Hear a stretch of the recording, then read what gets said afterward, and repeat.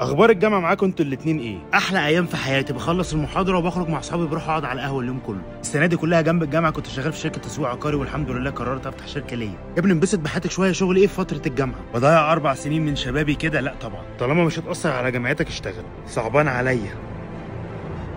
عندنا شقه 200 متر حلوه جدا ليك. شفتوا الماتش ده؟ جاب جون في اخر دقيقه. لازم اتعلم تسويق واسوق لشركتي عشان اكبرها. هتعملوا ايه في اجازه الصيف؟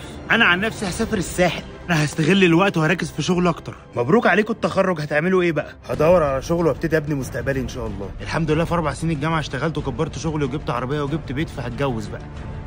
باركولي مراتي حامل. ايه ده؟ هبقى جد؟ اتجوزت وهتخلف وانا لسه بدور على شغل. عشان ما ضيعتش وقت زيك على قهاوي واشتغلت، عشان كده سبقتك. لو عندك وقت فاضي ما تضيعوش في خروجات وقهاوي. استغل الوقت الفاضي ده واشتغل وطور من نفسك وهتسبق اللي جنبك بسنين. الوقت فلوس، استثمره صح وهيجيب لك عائد وفلوس كتير قوي.